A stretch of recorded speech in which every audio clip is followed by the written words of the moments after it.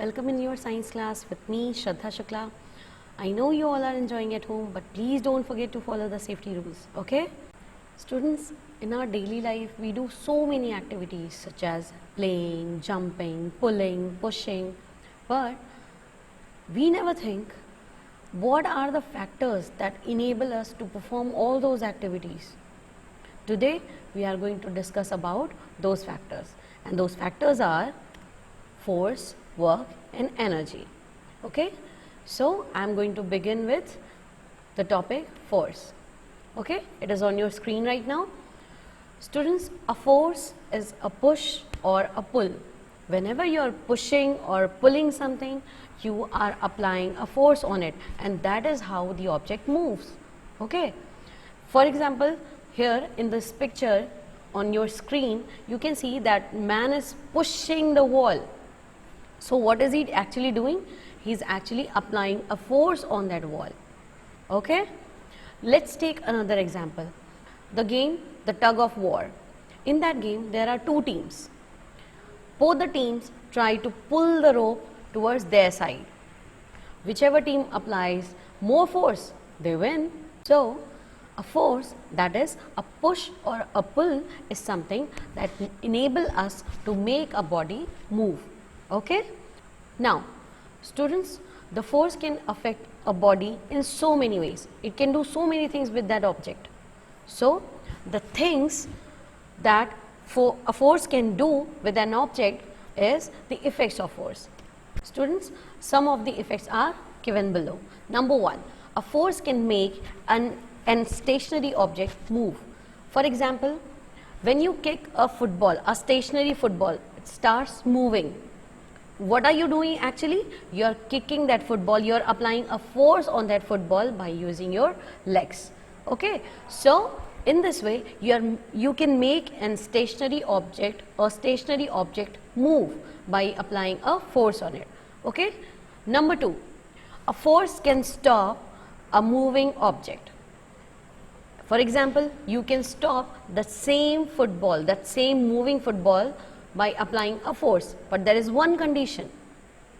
That force should be applied in a direction opposite to the motion of that football. Only then you can stop that football. Okay? Next, a force can change the shape of an object. How? Take a rubber band and try to stretch it. Try to pull it outwards. So what are you doing? You are actually applying a force on that rubber band. And that is how it is changing its length. It is also changing its shape. So what are you doing? You are applying a force and that object is changing its shape. You can also take that sponge.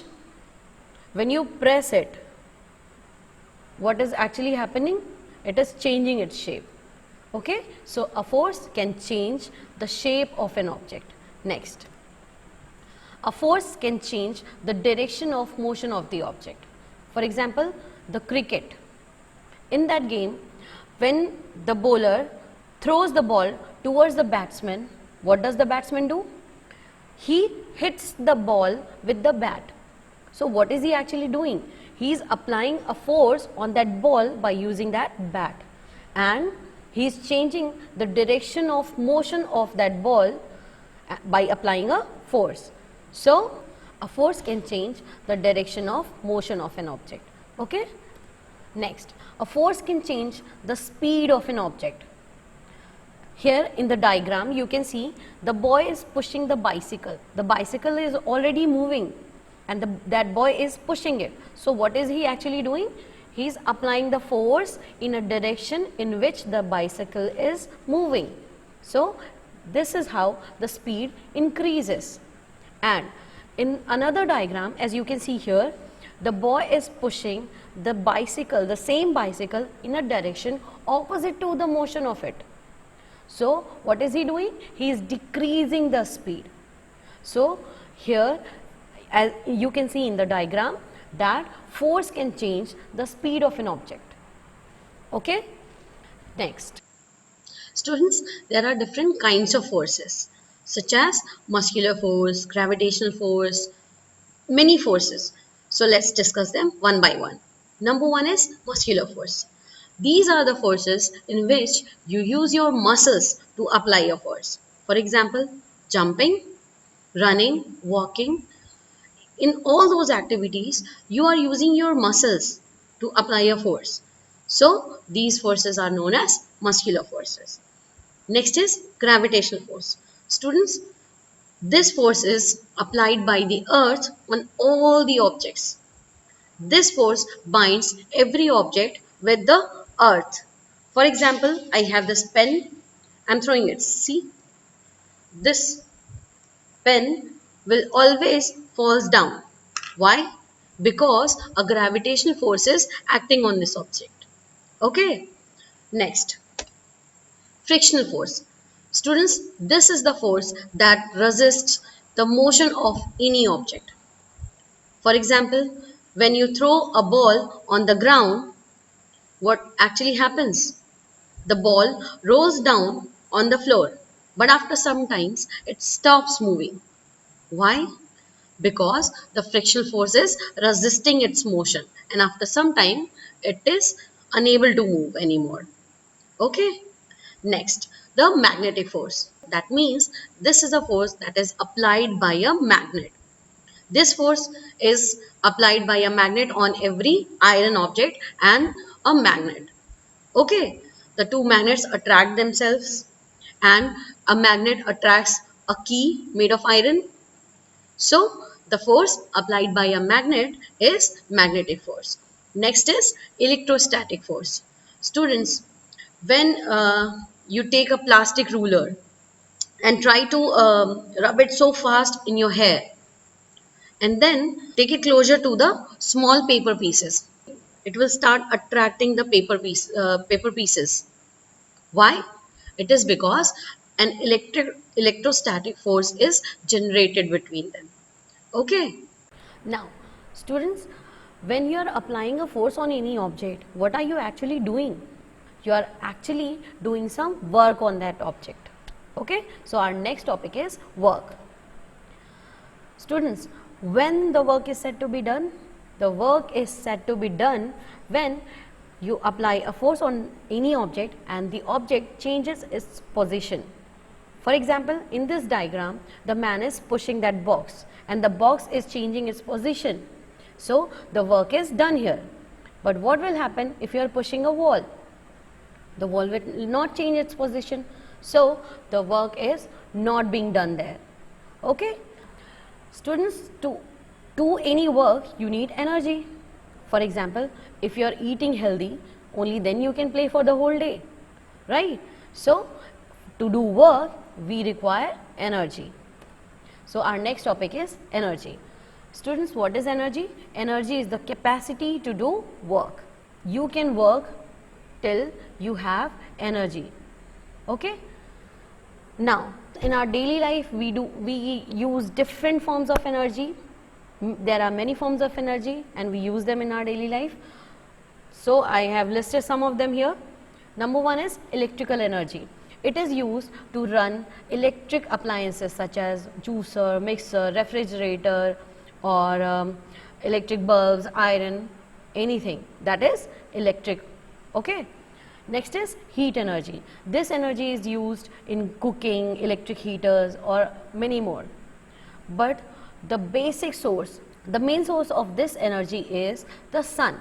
Sun gives us heat energy. The energy received from the sun is known as solar energy. Okay, this energy is used in solar panels and then it is converted in electrical energy. Okay, now heat energy is also used in cooking the food. Okay, next, the wind energy. This energy is obtained by moving air. Okay, and it is used in windmills to produce electricity. Another energy is the hydro energy. This energy is obtained from the falling water and it is used to produce the electricity. Okay? Next, the fossil fuels. Students, these are the fuels that are made by the remains of dead animals that are buried under the earth's surface millions of years ago. It took millions of years to form these fossil fuels, and that is why they are known as fossils, because they are made of the fossils of those dead animals and plants. Okay. Now students, example of fossil fuels are coal and petroleum. When these fuels burn, they release energy. Okay. Also students, these fuels, as I told you, take millions of years to be obtained again, and it is very difficult to get them again. It will take millions of years. That is why they are also known as non-renewable sources of energy. Okay. Now, if coal and petroleum are non-renewable sources of energy, then what are renewable sources of energy? The renewable sources of energy are those from which the energy can be obtained whenever it is needed. For example, hydro energy, it can be obtained from falling water anytime we need it. Solar energy, we can obtain it from the sun anytime we want. Wind energy, we can obtain it from the windmill whenever we need it. Okay. So these sources are renewable sources of energy. Next, students, please be careful when you are wasting energy, because you should not.